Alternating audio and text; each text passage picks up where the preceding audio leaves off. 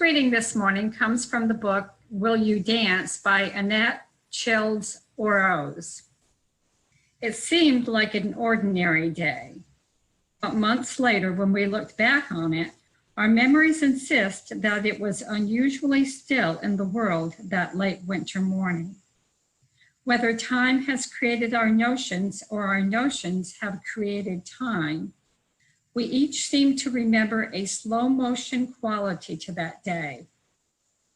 Like the clock was dragging its hands a bit, wishing to let us savor every last moment of our lives before that knock on the door came and our new journey began.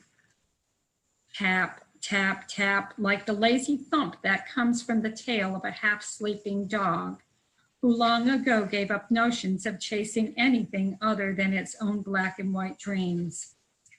Harder now, tap, tap, tap. The knock on the door was pandemia. We had no choice but to answer. Before us there stood 3 hooded figures, their faces we could not see. It took only moments for us to realize who it was that stood before us.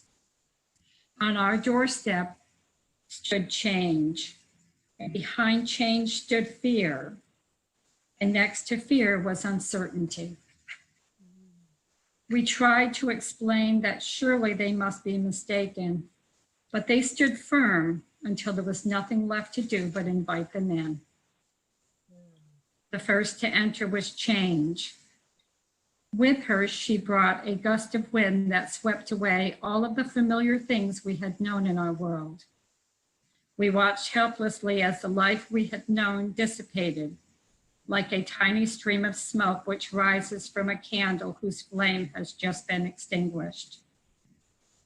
We stood in quiet consternation, watching life as we had known it rise in that smoke, growing more and more diffuse until it finally disappeared altogether. Next to enter were fear and uncertainty. They moved as one and entered arm in arm, and with them came a strange silence, a silence that was born out of the inability to hear anything but the truth.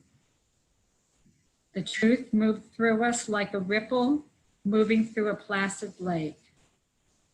Concentric rings pushing out from the center, expanding until finally merging back into the vastness from which they came. We felt our knees buckle a bit as the waves of truth rocked us gently from side to side. It was very, very quiet for a long time. We were held in rapt attention of all that was unfolding around us. We watched with wide-eyed wonder as truth rushed in like a wave, filling up all of the fractures that the winds of change had laid bare. If time moved at all, it could have been minutes or months as we tossed on the stormy seas of change, fear, and uncertainty. Just then, from the corner of our vision came the graceful arc of a beautiful creature in flight.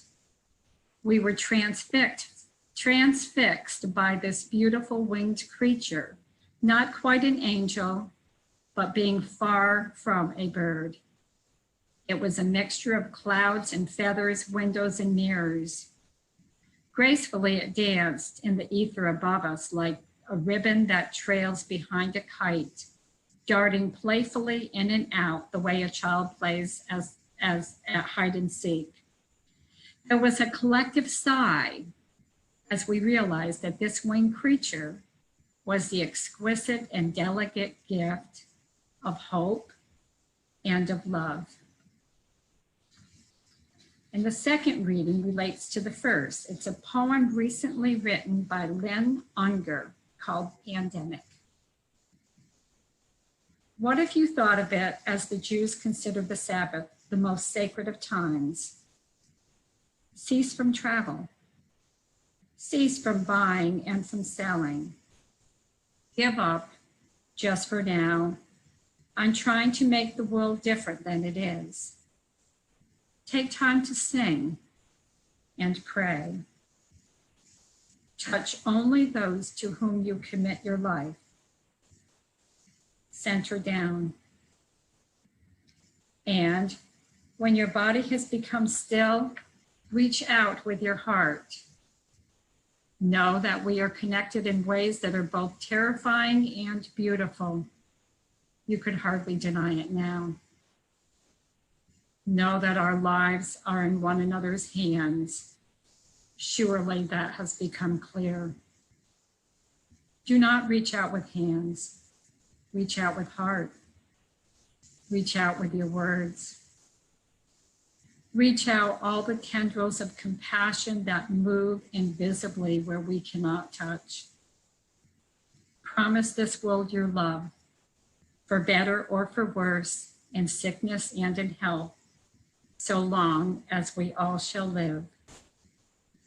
When life becomes more trying and challenging, may each of us discover the gifts of gratefulness and the promise of our love, for better or for worse, in sickness and in health, so long as we all shall live.